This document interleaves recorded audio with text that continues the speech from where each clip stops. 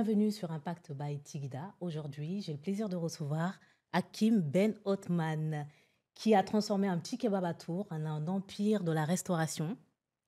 Donc, 125 restaurants, Exactement. 122 millions d'euros De chiffre d'affaires, de exactement. chiffre d'affaires et des histoires incroyables derrière ce succès. Oui, enfin, le chemin d'entrepreneur, quoi, avec le lot de bons moments et le lot de mauvais moments. Super. Et si tu devais te présenter face à une personne qui ne te connaît pas en une phrase, tu choisirais laquelle? Le nabab du kebab. Pas Hakim l'entrepreneur? Non, je plaisante. En une phrase, c'est compliqué, mais voilà, entrepreneur depuis l'âge de 19 ans Oui. et multi-entrepreneur, voilà, et multisectoriel. Et est-ce que tu reconnais le Hakim d'il y a 19 ans Non, en non, l'homme d'aujourd'hui? non, parce Non. qu'il y a l'expérience, il y a tout le chemin parcouru qui fait que 20 ans après, tu réfléchis forcément différemment. Bien sûr. Alors, quels ont été tes premiers sacrifices que personne ne voit derrière ton succès?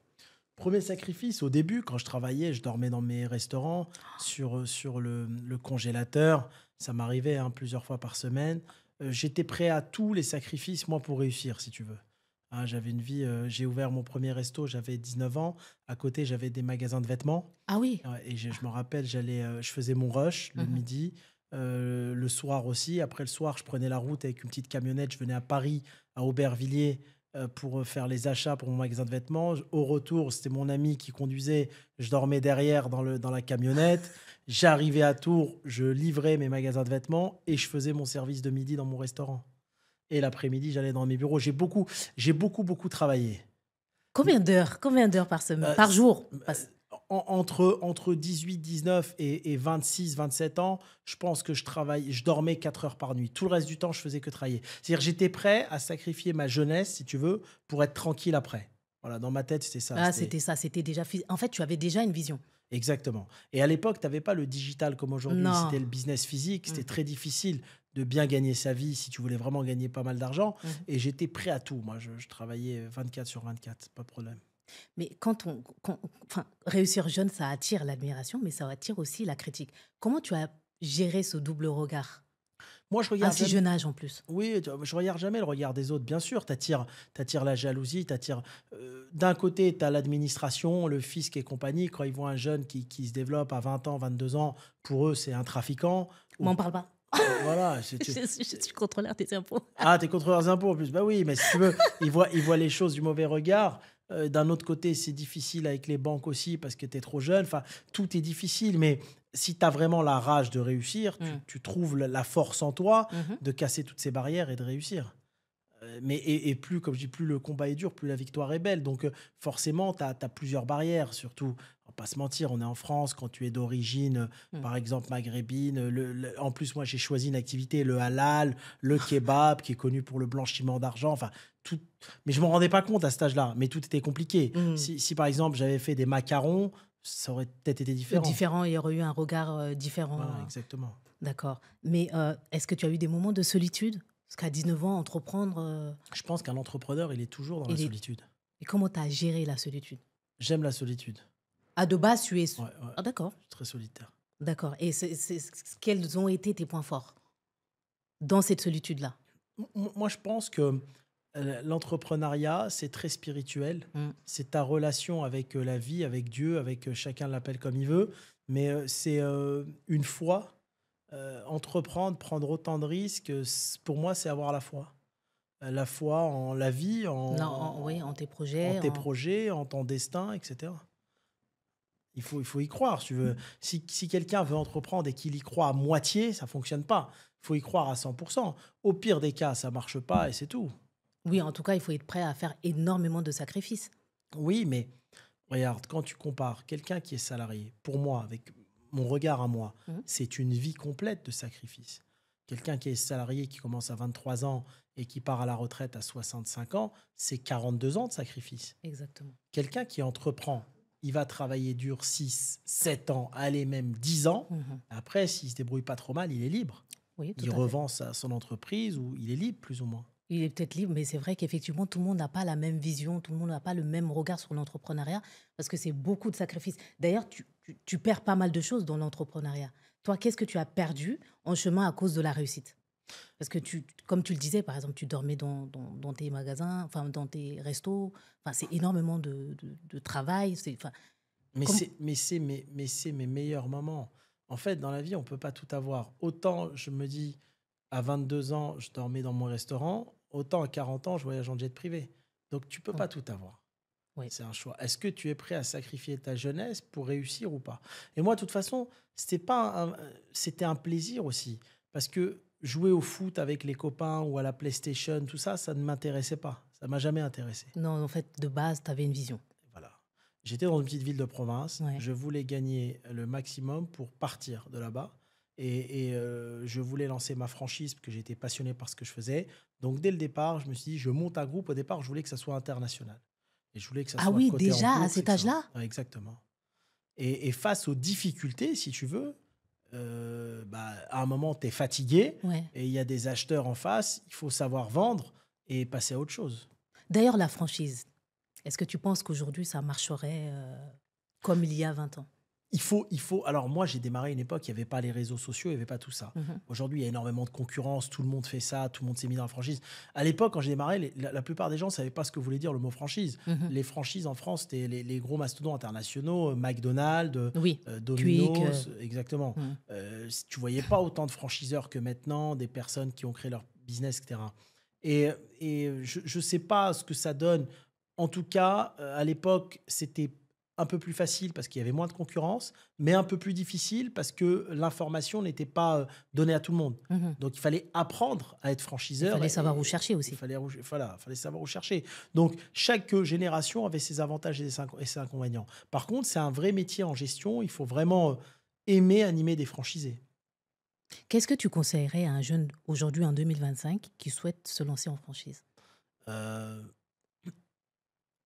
il faut pas être trop, je dirais, amoureux de son bébé. Il faut pas que l'entreprise soit trop son bébé. Parce que s'il va avoir des franchisés mal exploiter son savoir-faire et sa marque, Mhm, il risque de mal le prendre.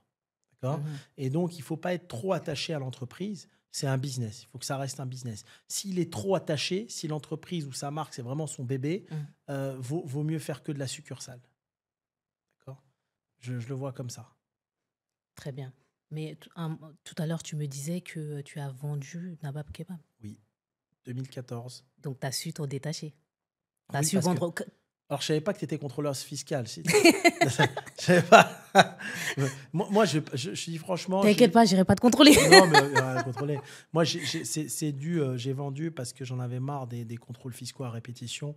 J'ai pas eu d'autres difficultés, si tu veux. En fait, j'ai jamais eu de difficulté à faire fonctionner mes restaurants. Mhm. D'accord? Ça, pour moi, c'était un truc facile. Ouais. Faire marcher des restaurants, faire tourner des entreprises, c'est facile.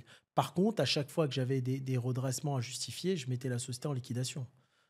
Parce que j'avais un caractère qui fait que je ne voulais pas répondre à des choses quand je savais que j'avais raison. Tu vois? En fait, les problèmes que j'ai eu avec l'administration, Mhm. ils m'ont un peu à l'intérieur de moi, ça m'a un peu, je sais pas comment, je supportais plus après l'administration. Moi, j'ai Je été comprends. victime, si tu veux, d'une injustice qui fait que je supportais plus, surtout quand on vient m'apprendre un métier qu'on ne connaît pas, parce que j'estime que l'État ne connaissait pas ce métier et que c'était plus moi qui avais à leur apprendre qu'autre chose. Et ils sont venus me Et voir t'en as eu marre. C'est à cause de ça que tu as vendu Nabab c'est Kebab? à cause en partie, ouais. En partie? Ouais, ouais. Moralement, ils m'ont usé. Et d'ailleurs, tu vois, pas loin d'ici, là, on est rue Montmartre, hein, boulevard Montmartre, j'avais un franchisé, Mhm. paix à son âme, qui est décédé 8 mois après avoir eu un redressement fiscal, hein. Et c'était un franchisé Nabab. Bah oui, parce que quand on t'envoie un avis de rectification, il y a marqué 1 million d'euros. Il y a des personnes qui mentalement sont plus faibles que d'autres. Ils comprennent pas. Ils disent j'ai travaillé toute ma vie, j'ai acheté une maison, on vient, on me bloque tout. Bah, il y a des personnes, ils supportent pas et ils se font, comment dire, se faire de la bile, hein. Donc les problèmes, cancer de l'estomac, il y a plein de gens qui décèdent en France, on ne le dit pas assez souvent, dû à des redressements fiscaux très souvent injustifiés. Moi, tu vois, quand j'ai eu mon premier redressement, j'avais 23 ans. Ouais. Tu vois, 22 ou 23 ans. Pourquoi? C'était sur le taux de perte de la viande kebab. Donc, contrôle fiscal, hein, tu connais comment ça se passe, taux de Mhm. perte. On me dit dans le kebab, il y a 5% de perte. Ben non, parce que dans la viande kebab surgelée, on met de la sauce avec des glaçons. Donc, j'ai ramené des huissiers de justice qui sont restés des journées dans mes restaurants. J'ai ramené des experts judiciaires et l'administration fiscale n'a pas voulu prendre en compte. Ils me disent le taux de perte, c'est 5%, alors que c'est 40, voire 50%. Je leur ai dit, venez avec moi, allez voir les usines en Allemagne, vous verrez, c'est des glaçons qu'il y a dans la sauce et nous, on achète la viande au poids. Le fait qu'ils ne prennent pas ça en compte, pour moi, je l'ai vécu comme une Comme une injustice et injustice. donc du vol. Quand je disais aux inspecteurs fiscaux, je dis, écoutez, moi, je fais 1 million par restaurant. Pourquoi ça vous prouve que je déclare tout? D'accord? Si je déclarais pas tout, je ferais comme les autres kebabs, 100 000. Mhm. Et là, ils m'ont dit, on va voir ceux qui font le plus de chiffre d'affaires, c'est là où il y a le plus d'argent. Donc, c'est à ce moment-là que j'ai appris que l'administration fiscale, je dirais pas que c'est une mafia, mais ils sont pas là, pour moi, pour le bien-être du commerçant. Ils sont là pour prendre le maximum d'argent. Tu le vois comme ça? Moi, je le vois comme ça. Moi, je suis de l'autre côté, je le vois pas comme ça. Et je l'ai vu comme ça et parce que j'étais trop clean. Et après, j'ai parlé, bon, j'ai grandi, j'ai vu des T'as- combats. Ils m'ont dit, le problème, Hakim, c'est que ceux qui arrivent à passer à travers les filets, c'est ceux qui trichent, parce que quand on triche, on le fait bien. Donc on contrôle plus sa compta, parce qu'on le fait bien, parce qu'on triche. Mais quand tout est clean, souvent on laisse aller. Et il y a plein de personnes, moi je connais plein de personnes qui ont eu des redressements alors que tout est clean. Donc, C'est pas une science juste, si tu veux. je respecte ton point de vue. C'est- Je suis de l'autre côté, ça va être compliqué de débattre, mais je respecte le point de vue. Et du coup, quand tu as revendu, tu t'es diversifié dans d'autres activités, notamment l'immobilier, l'hôtellerie Exactement. et surtout l'IA. L'IA. Voilà. Donc j'ai revendu via plein de holdings, plein de filiales, parce que c'était une période complexe. Donc il fallait que je vende, on va dire, dans la discrétion la plus totale, avec des holdings aux Pays-Bas, enfin des montages juridiques, des cascades d'holdings très complexes. Mhm. Et donc je vends et je décide de tout investir à l'étranger. Voilà, Ah, pas en France. non, j'ai réinvesti un peu, mais très peu, très peu. Et donc, Mais attends, on t'a déçu à ce point? mais parce que moi, si tu veux, je suis arrivé, j'étais un enfant. Mm. Tu sais, comme il leur a dit mon père, je me rappelle encore, il a dit, vous mettez à mon fils des menottes financières. 22 ans, les gens, ils sortent de l'école. Oui. D'accord, on ne met pas des redressements en millions d'euros à quelqu'un de 22 ans. Mhm. D'accord, c'est, si tu veux, je l'ai vécu comme une vraie injustice. Autant j'étais l'homme le plus patriote au monde parce que j'étais droit, Mhm. j'aimais mon pays, mais à partir de ce moment-là, je ne supportais plus. Rien. Donc j'ai investi à l'étranger. Mhm. Et là, j'investis dans l'immobilier, dans des terrains, dans des immeubles, dans des hôtels, dans plein de choses complètement différentes. Mhm. Et si tu veux, à partir de là, je me mets dans l'IA. En 2000, l'IA, je me suis mis dedans avant même de vendre la marque, hein. Je me suis mis dedans en 2012, je crois, l'IA à peu près. Ah oui, Ouais, donc très tôt. oui, très tôt, effectivement. L'IA, c'est quoi? C'est automatiser pour rendre des foyers de perte en profit. C'est transformer les pertes en profit. Mhm. D'accord? En automatisant les process pour limiter, excuse-moi, les coûts en profit, pour limiter les frais de personnel. C'est ça. L'IA, c'est tout pour Mhm. limiter le personnel. Mhm. Et donc, je me suis mis dedans avec des outils de performance qu'on a mis en place, qu'on a développés. D'accord? Mhm. Et après, j'ai investi massivement dans des entreprises également aux États-Unis autour de l'IA. Et j'ai créé mes propres entreprises avec l'IA. Bravo, Voilà. bravo. Mais tu sais que l'IA, ça fait peur à certaines personnes. Pourquoi? Pour perte d'emploi, ils Ah, mais il veulent va y peut-être avoir. pas. Il va y avoir. La réalité, je pense qu'on va rentrer dans une phase, je dirais pas de perte d'emploi, mais de reconversion d'emploi. Il va y avoir. En fait, il faut savoir prendre le coach tout de suite. Sinon, c'est mort. On rentre dans un nouveau monde. Le monde, il va changer. Tu vas plus vivre toute une vie avec 1 ou 2 emplois et finir ta vie comme ça. Les gens aujourd'hui pourront peut-être changer de métier carrément tous les 2, 3 ans. Tout va changer. Il va y avoir une tendance d'accélération. Le monde est en train de. Moi, je passe ma vie à travers le monde, je vois. Oui. C'est en train de s'accélérer. Il va y avoir des nouveaux emplois et les anciens emplois vont disparaître. Quelqu'un qui me parle, par exemple, de comptabilité, de paye, de contrôle de gestion, enfin tout ça, par exemple, dans un back-office, ça s'automatise maintenant. Oui. Donc, ça va être que contrôler la machine, vérifier la machine, être là pour du conseil. On rentre dans un monde de conseil. Comment tu vois le mieux de la restauration dans 10 ans avec le développement de l'IA? Bah, la restauration, ça va être compliqué. L'IA va pouvoir automatiser les back-office des chaînes de restaurants. Mhm. Dans les restaurants, je ne crois pas trop, par exemple, aux burgers faits par le robot ou autre. Oui. Il y a déjà les bornes. Mhm. Voilà, il va y avoir les bornes. Peut-être qu'ils vont automatiser une partie, mais pas tout. Mais c'est des métiers aussi. Aujourd'hui, on le voit, tu vois, chez McDo avec les bornes. On a pris l'habitude et on a limite plus envie d'aller à la caisse. Oui. Alors qu'au début, ça nous embêtait, les bornes. Oui. Au début, on voulait parler avec quelqu'un. Oui, exactement. Donc, ça prouve que dans la vie, tout est question d'habitude. On s'habitue à finalement. tout. On s'habitue à tout. Donc peut-être qu'on va s'habituer à un moment où le burger sera fait par un robot, Mhm. ou la pizza ou autre, et il y aura plus besoin de personne. Donc ça va être des emplacements, tout automatisé. Le livreur viendra prendre pour livrer. Celui qui mange sur place, il mange sur place. Et voilà. Donc, en fait, toi, tu es passé d'un produit maîtrisé, donc le kebab, à des secteurs considérés comme prestigieux. Est-ce que c'était une quête de légitimité ou plutôt une stratégie de conquête? Non, c'est même pas qu'ils sont de légitimité. Tu sais, il y a pas de sous-métier, il n'y a pas de sous-homme. Oui. Moi, j'ai pris le kebab parce qu'il y avait un marché à l'époque dans le kebab. Mhm. Comme j'aurais pu prendre, je sais pas, de la pizza ou du bagel. À Mhm. l'époque, il faut se remettre dans le contexte. En 2023, Mhm. on mangeait que des burgers, des pizzas et des kebabs. Ouais. D'accord? Donc, pizza, il y avait déjà Domino's, burger, McDo Quick. Et donc, c'était légitime que j'aille dans le kebab parce qu'il y avait un marché. Mhm. Mais comme j'aurais pu me lancer dans la menuiserie de fenêtres, dans la vente, je sais pas moi, Ouais. de voitures, enfin, j'ai choisi parce que j'ai vu qu'il y avait quelque chose à faire. Je pense qu'un entrepreneur, Il doit avoir le flair, non? il doit avoir le flair et il n'est pas bon que dans un business. Il doit être bon dans tous les business. Euh, Développe.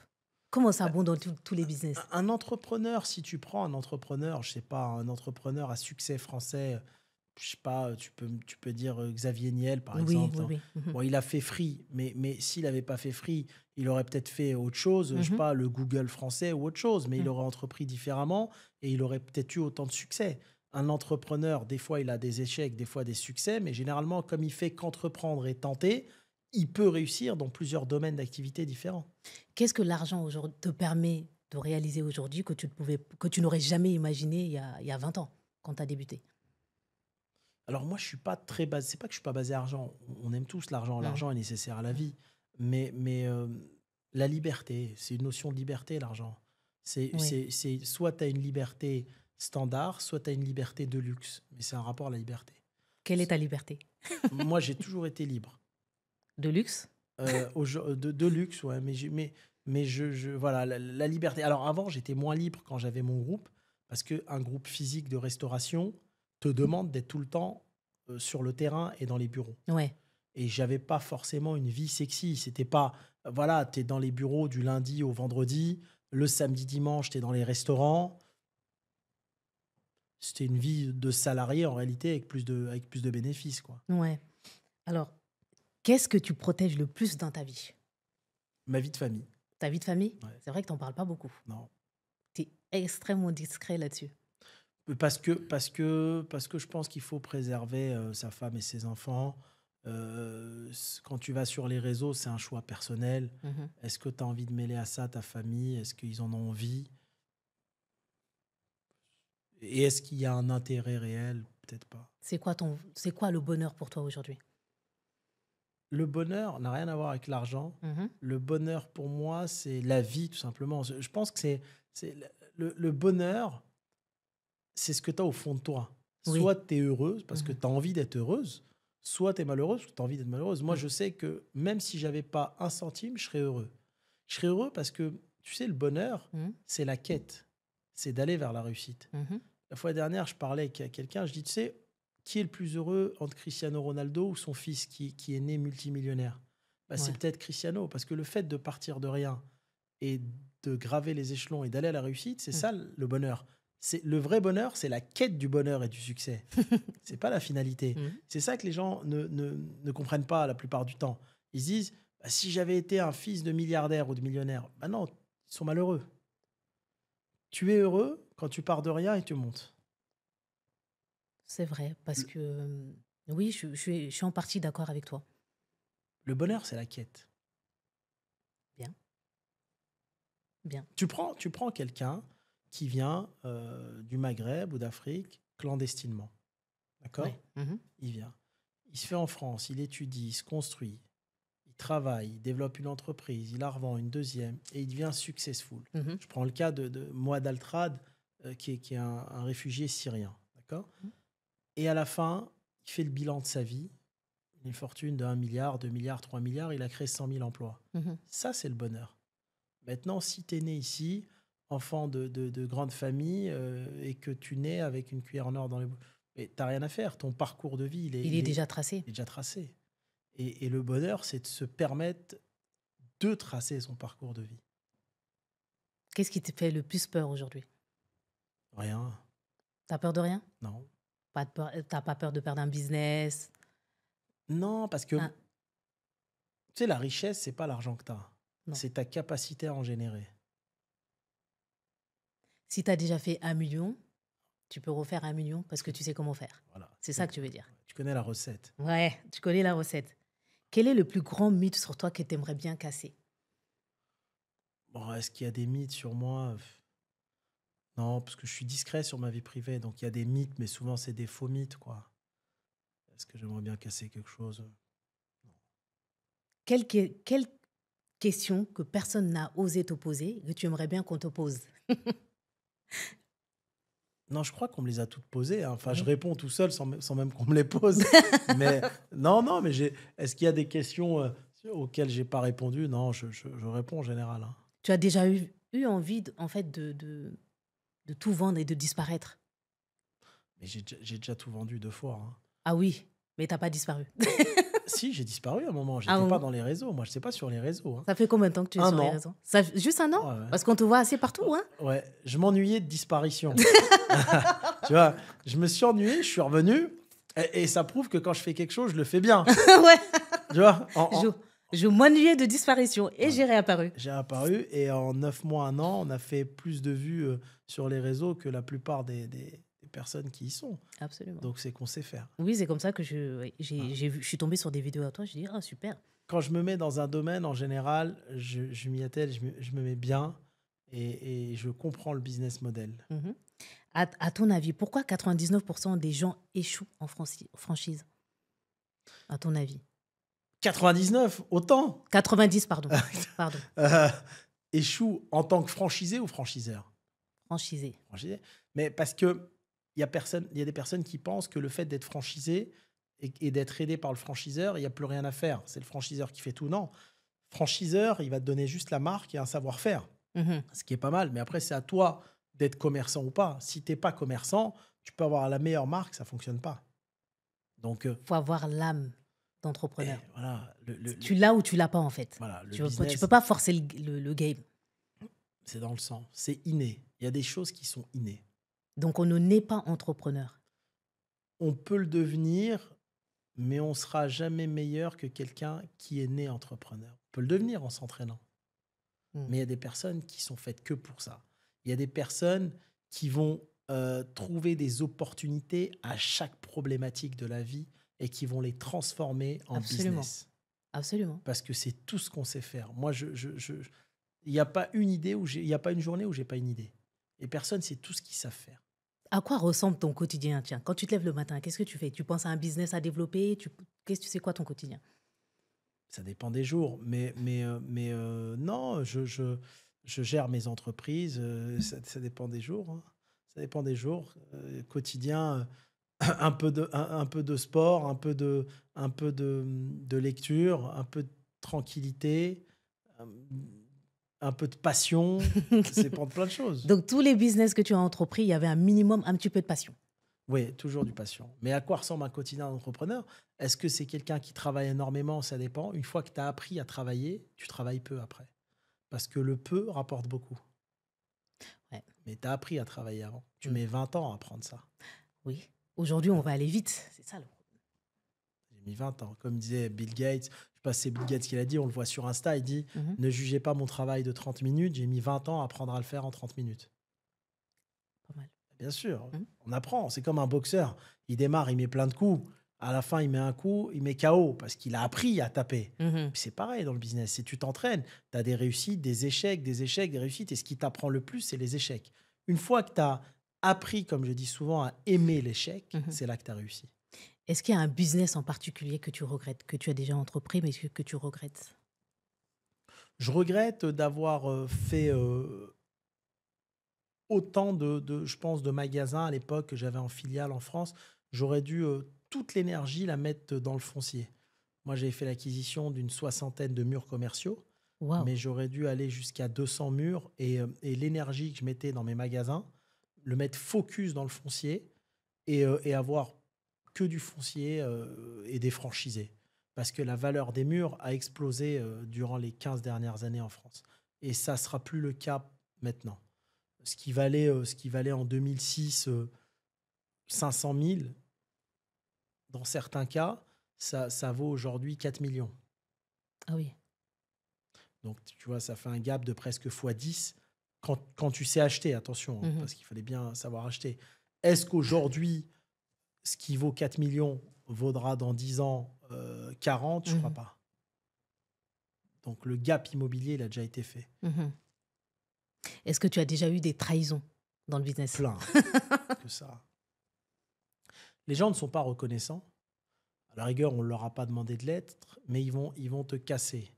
Ce qui m'a le plus affecté chez l'humain, c'est ça, c'est que tu vas être toujours volé ou trahi par les personnes que tu aides. C'est toujours comme ça. Des franchisés que j'ai aidés, des salariés que j'ai aidés. Les gens sont très malveillants, très jaloux, très Mhm. hypocrites dans la critique et très malveillants. Mais je fais confiance au destin. C'est pour ça que tu aimes la solitude ou tu es Ou- né comme ça? Non, mais j'aime de plus en plus la solitude parce que j'ai beaucoup été trahi. Ouais. Tu sais, Donc, c'est quand une t'as... façon de te préserver en quelque sorte. Exactement. C'est pas question. Moi, je suis quelqu'un de très humble, mais il faut apprendre à devenir hautain. Parce qu'il y a des personnes à qui tu. Ah oui, oui, tu Elle peux est belle pas. ta phrase, hein? Ouais, ouais, tu peux pas donner l'heure à tout le monde.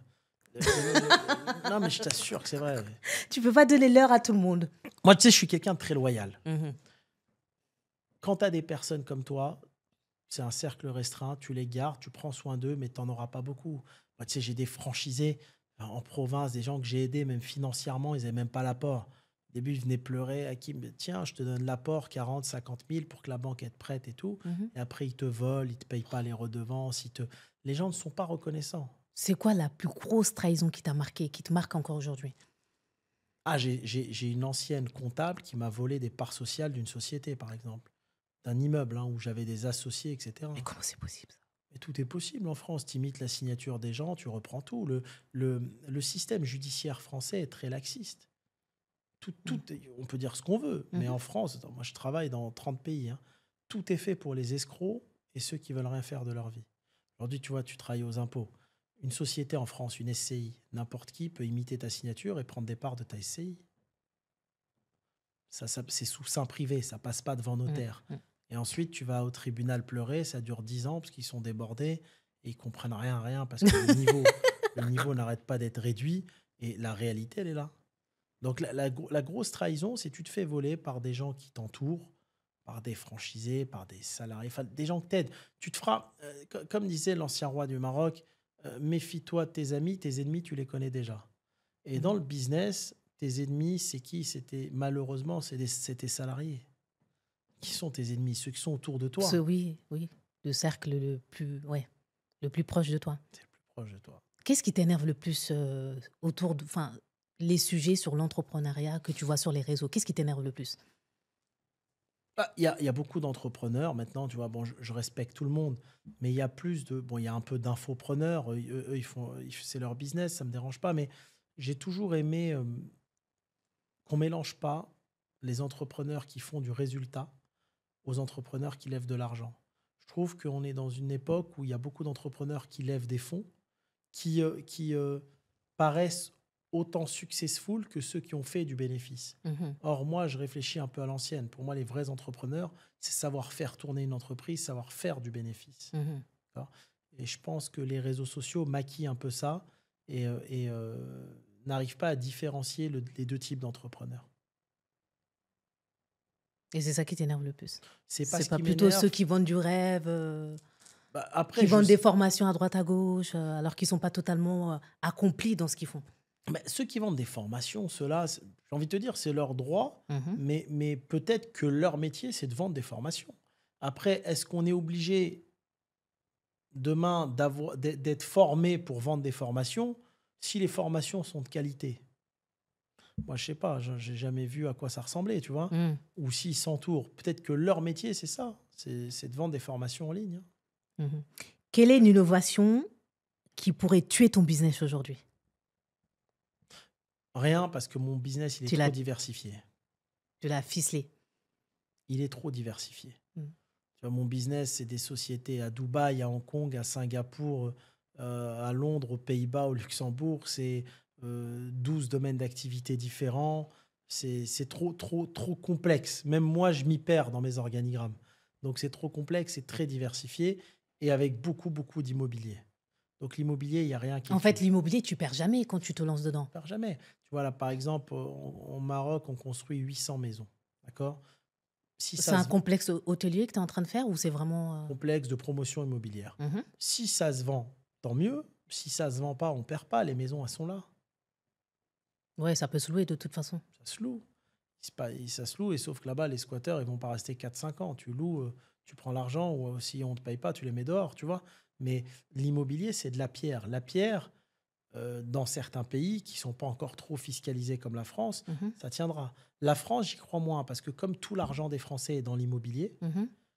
en cas de guerre, en cas de crise qui s'aggrave et autres, je pense qu'ils vont aller chercher l'argent de l'immobilier en mettant une pression fiscale encore plus importante Qui, qu'aujourd'hui. qui ne l'est déjà. Voilà, là aujourd'hui, il y a l'IFI, il y a tout ça, mais je pense que ça va faire un fois 3 fois 4. Il y aura des taxes telles sur l'immobilier à un moment donné que ça deviendra des foyers de perte. Où est-ce qu'il faut investir dans l'immobilier, dans le monde Pays aujourd'hui? émergents. Les pays émergents Ouais. comme le Maroc? Alors, le Maroc, on arrive là à la limite, parce qu'il y a eu beaucoup, beaucoup d'investissements. Mhm. Mais tu as certains pays d'Afrique, moi, sur lesquels j'y crois. Après, il faut faire attention, bien sûr, au papier, etc.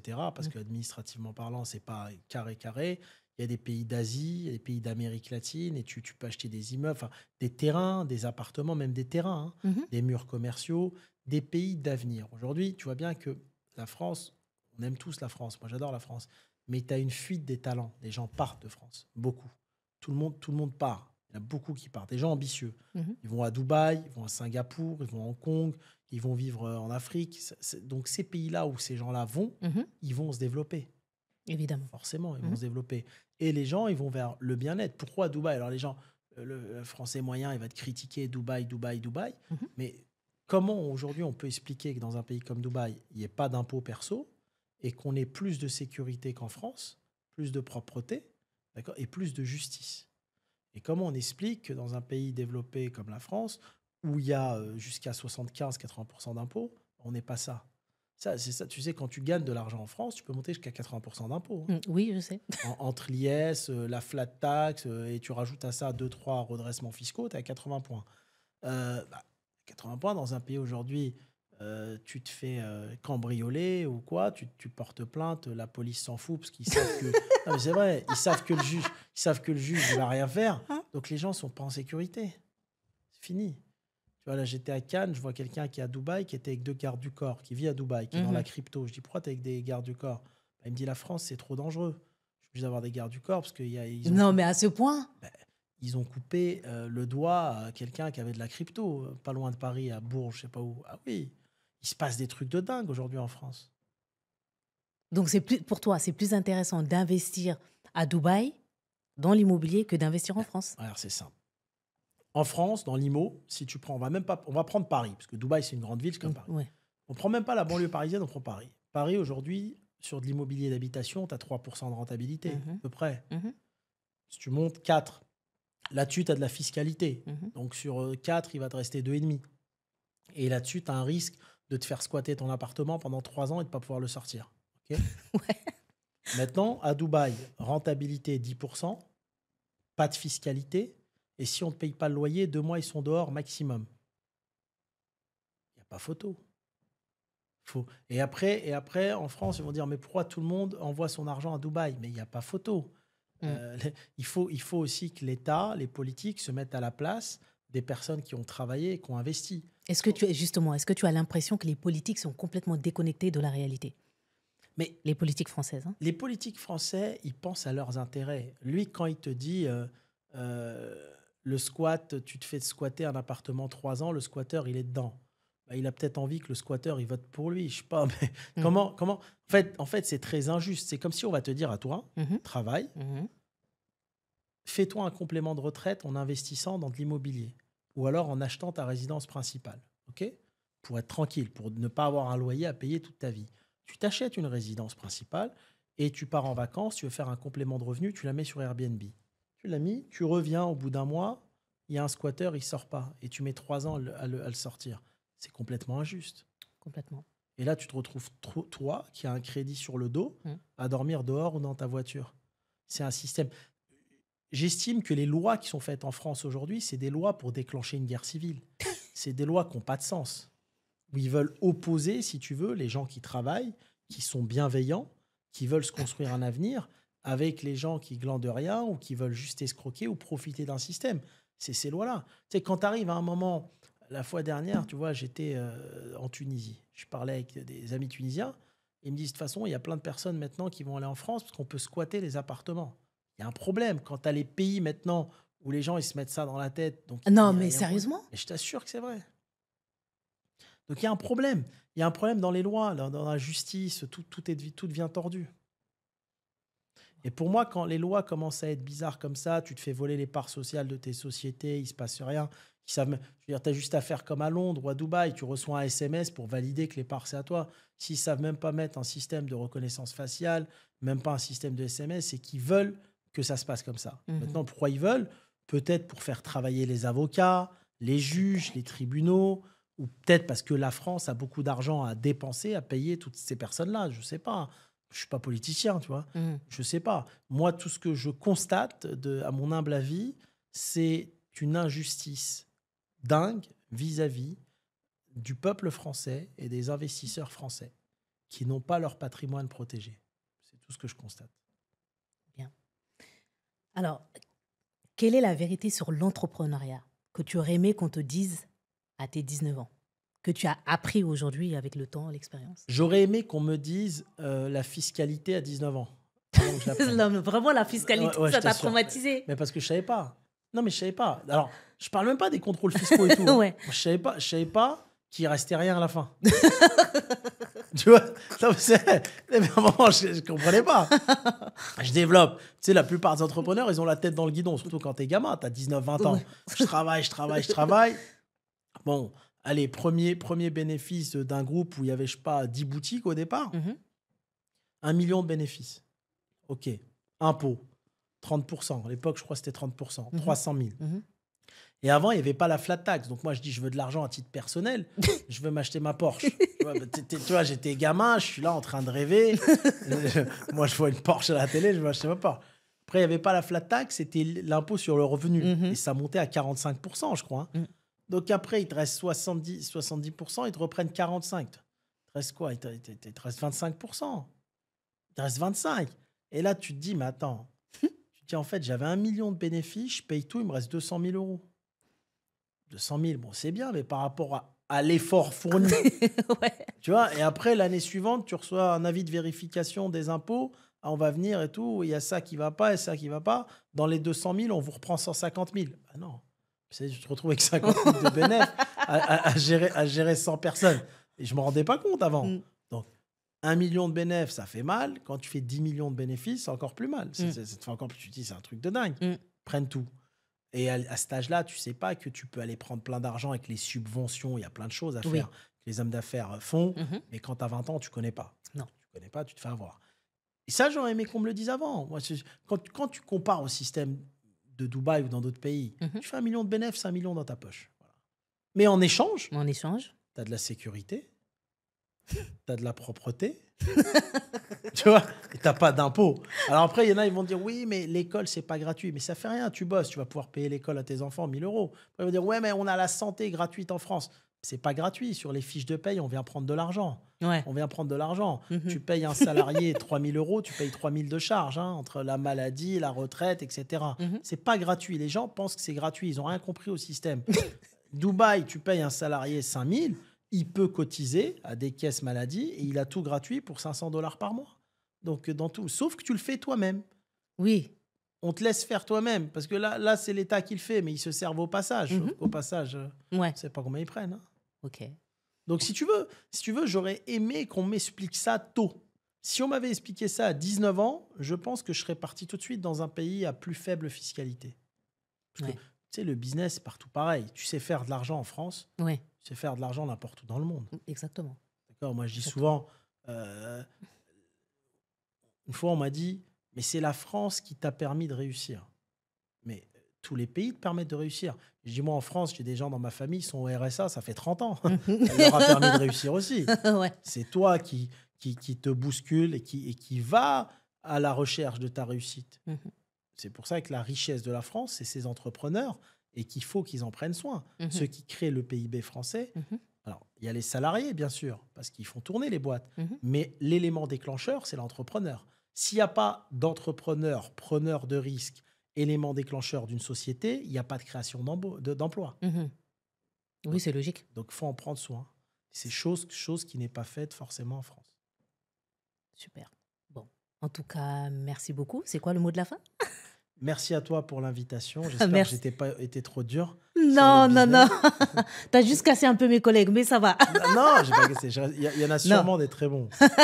j'en fais partie. C'est parti. Il faut en tout cas à l'administration fiscale, toi qui fais ce métier-là, être juste. Mm. D'accord? Il faut être juste et logique. Je dis parce que je connais beaucoup d'entrepreneurs très bons, très droits, Mhm. qui ont perdu la santé.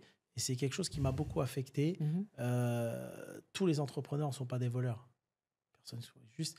Et malheureusement, il ne faut pas généraliser d'un côté comme dans l'autre. Ouais. Voilà le mot de la fin. En tout cas, merci beaucoup. Un grand merci pour l'invitation. Merci de nous avoir suivis. Je vous dis à très bientôt. Bye bye. Bye bye.